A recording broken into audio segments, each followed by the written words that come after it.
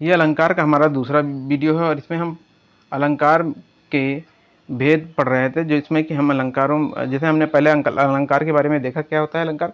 काव्य की शोभा बढ़ाने वाले गुणधर्मों को अलंकार कहते हैं। और अलंकार के दो भेद होते थे, शब्दालंकार, अर्थालंकार। अर्थालंकार में मुख्यतः दो भेद होते हैं, शब्दालंकार, अर्थालंकार। और इसमें जो है इनके हमने शब्दालंकार के तीन भेद पढ़े थे, यमक, अनुप्रास, यमक और श्लेष। अब हम पढ़ेंगे अर्थालंकार के भेद, जो कि देखते हैं। जैसे पहला आता है हमारा उपमा अलंकार। उपमा अलंकार को देख लीजिए। जब किन्हीं दो वस्तुओं के गुण, आकृति, स्वभाव आदि में समानता दिखाई जाए तो भिन्न भिन्न वस्तुओं की तुलना की जाए तो वहाँ उपमा अलंकार। जैसे दो वस्तुओं के गुण, आकृति और स्वभाव आदि में समानता दिखाई जाए या दो भिन्न भिन्न वस्तुओं की तुलना की जाए तो वहाँ पर उपमा अलंकार होता है। उपमा अलंकार में कुछ एक वस्तु या प्राणी की तुलना दूसरी वस्तु या प्राणी से की जाती है, यानी कि उपमेय व उपमान की समानता की जाती है। ठीक है, तो यहाँ पर कौन सा होता है? उपमा अलंकार होता है।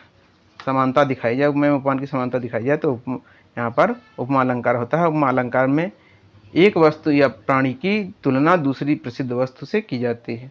जैसे उदाहरण से समझते हैं इसको। जैसे उदाहरण नंबर हमारा पहला क्या है? उदाहरण देखिए, हरिपद कोमल कमल से। हरिपद कोमल कमल से, देखिए सा से ऐसे वर्ण जो है हलंत लगा के आते हैं इसमें, ये जो कि समानता प्रदर्शित करने वाले शब्द होते हैं। तो ऐसे शब्दों का प्रयोग होता है इसमें। और ज़्यादातर आपको देखेंगे ये योजक चिन्ह जुड़ा हुआ होगा। जहाँ पर देखिए, यहाँ हरि भगवान के पैरों को कमल के समान कोमल बताया गया है। फिर देखिए दूसरा उदाहरण, लाल किरण सी चोंच खोल। चोंच की, और यहाँ पर कैसे चोंच की तुलना लाल किरण से की गई है। चोंच की तुलना, यहाँ तुलना ही की जाती है, समानता बताई जाती है, तुलना की जाती है। तो चोंच की तुलना लाल किरण से की गई। पीपर पत सरिस मन डोला, तो मन की तुलना कैसे की गई है? पीपर के पत्ते के समान की गई है। कि अब देखिए, मुख चंद्रमा सा सुंदर है, तो मुख किस तरह है? सुंदरता किसके समान बताई जा रही है? मुख की चंद्रमा के समान बताई जा रही है। आगे हम देखते हैं दूसरा अलंकार, जो कि हमारा है रूपक अलंकार। रूपक अलंकार देख लीजिए। जहाँ उपमेय और उपमान में कोई अंतर ना दिखाई दे, वहाँ पे समानता थी, तुलना थी, तभी तो तुलना की जा रही। जब अंतर था तभी तो तुलना की जा रही थी। अतः जहाँ उपमेय और उपमान के बीच भेद को समाप्त करके उसे एक कर दिया जाता, मतलब उपमेय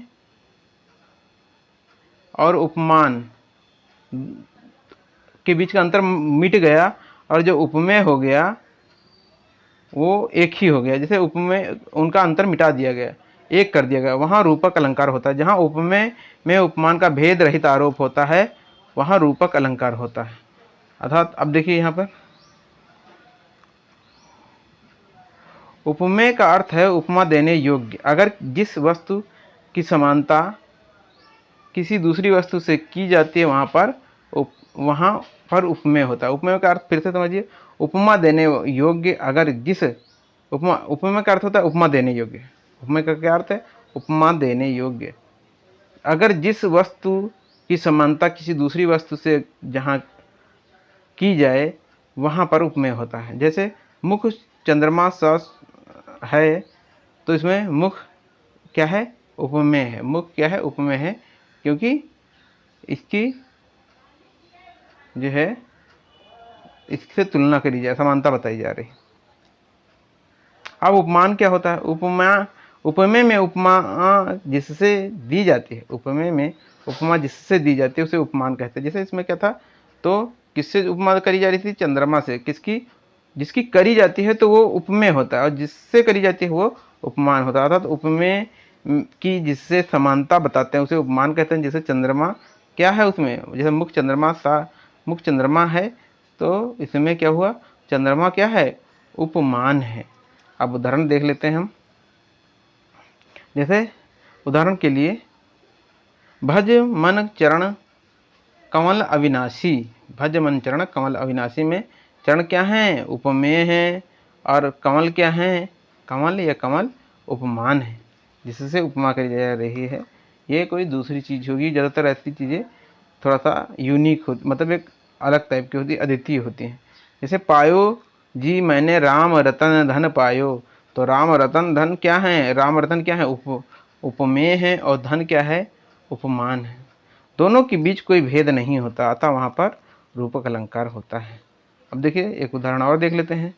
चरण कमल बंदो हरिराई। तो चरण कमल में चरण क्या है, हमारे चरण क्या है, उपमेय है, कमल क्या है, उपमान है। मैया मैं तो चंद खिलौना ले हूँ, मैया मैं तो चंद खिलौना ले हूँ। तो चंद्र क्या है, चंद्र हमारा उपमेय है, और उपमान क्या है, खिलौना है। तो आपको इसमें रूपक अलंकार समझ में आ गया होगा, आशा करता हूँ। आगे देखिए हम उत्प्रेक्षा अलंकार देखते हैं, जो कि बहुत ही इंपॉर्टेंट है, बहुत ही ईजी भी आ जाता है। जैसे उत्प्रेक्षा अलंकार, जहाँ उपमेय और उपमान की संभावना या कल्पना की जाती है, वहाँ उत्प्रेक्षा अलंकार होता है। उपमान के ना होने पर उपमेय को ही उपमान मान लिया जाए, उपमान के ना होने पर उपमेय को ही उपमान मान लिया जाता है, उपमेय में उपमान की संभावना कर ली जाती है। और इसमें मानो, मनहु, जानो, जनहु, जानू आदि शब्द आते हैं। इस तरह के शब्द आएंगे जो संभावना प्रकट करने वाले होंगे। जैसे सोहत ओढ़े पीत पट, श्याम सलोने गात, मानो नीलमणि सर पर अपत परियो प्रभात। तो भगवान श्री कृष्ण के पीले वस्त्रों की शोभा उपमेय को नीलमणि पर्वत पर सुबह पे पड़ने वाली सूर्य की किरण आभा उपमान के जैसा होने की संभावना की जा रही है। अब ये जान पड़ता है नेत्र देख बड़े बड़े हीरकों के गोल गोल नीलम हैं जड़े। तो ये क्या है, यहाँ पे भी क्या है, देखिए जान पड़ता है, तो यहाँ पर जानने की संभावना या संभावना हो रही है। तो यहाँ कौन सा हो गया, यहाँ जाइए ऐसे शब्द जहाँ आ जाते हैं तो आप समझ जाइएगा कि यहाँ पर उत्प्रेक्षा अलंकार है। तो नेत्र देख बड़े बड़े हीरकों में गोल नीलम है जड़े। तो नेत्रों को बड़े बड़े हीरकों के गोलक के समान बता दिया गया है। अब देखिए तीसरा उदाहरण देखिए, पद्मावती सब सखी बुलाई, जानू जानू। अब देखिए शब्द ही आ गया, जानू फुलवारी सबे चली आई। ये आपका उत्प्रेक्षा अलंकार पूर्ण होता है। अब हम एक और अलंकार देख लेते हैं, जो कि है अतिशयोक्ति अलंकार। अतिशयोक्ति अलंकार पढ़िए, जो कि बहुत ही ज़्यादा प्रयोग होने वाला है। जब किसी बात का वर्णन बहुत बढ़ा चढ़ा के किया जाता है तो वहाँ पर अतिशयोक्ति अलंकार होता है। बहुत बढ़ा चढ़ा के किया जाए, कल्पना से परे हो, तो वहाँ पर कौन सा अलंकार होता है, वहाँ अतिशयोक्ति अलंकार होता है। जहाँ पर किसी व्यक्ति वस्तु अथवा वस्तु का वर्णन करने में लोक समाज की सीमा अथवा मर्यादा भंग होती है या टूट जाती है, तो वहाँ पर अतिशयोक्ति अलंकार होता है। किसी चीज़ को बहुत बढ़ा चढ़ा के कह दिया जाता है तो वहाँ पर अतिशयोक्ति अलंकार होता है। अतिशयोक्ति अलंकार मतलब अतिशय मतलब क्या है, अतिशय धन उक्ति से मिलकर बना हुआ। अतिशय मतलब होता है बहुत अधिक, उक्ति मतलब कह देना। तो जैसे उदाहरण देख लीजिए, इसमें उदाहरण है, उदाहरण क्या है, हनुमान की पूछ में लगन न पाई आग, सगरी लंका जल गई गई निशाचर भाग। अब उस उदाहरण में कहा गया है कि हनुमान जी की पूछ में आग लगने से पहले ही सारी लंका जलकर राख हो गई और सभी राक्षस भागकर खड़े हुए, जो कि असंभव है, अतः यहाँ पर अतिशयोक्ति अलंकार होगा। दूसरा उदाहरण देखते हैं, राणा ने सोचा इस पार तब तक था चेतक उस पार। देखिए इतनी ज़्यादा मतलब बढ़ा चढ़ा के बताया गया कि राणा प्रताप के घोड़ा जब चल रहा था तो जब किसी चीज़ को लांघना होता था तो राणा जब तक मन में सोचता था तब तक उसके पहले पहले सोचते ही उधर चेतक उस पार पहुंच जाता था। पानी परत को हाथ छुओ नहीं, नैनन के जल से पग धोए। अब यहाँ पर बताया कि यहाँ पर भगवान के बारे में बताया जा रहा है कि उन्होंने अपने आंसुओं से पैरों को धुला, तो ये पानी परत को छुआ नहीं, तो ये भी अतिशयोक्तिपूर्ण वर्णन प्रतीत होता है। अब देखिए एक और हमारा अलंकार आता है जो होता है मानवीकरण अलंकार। इसको समझ लेते हैं क्या है।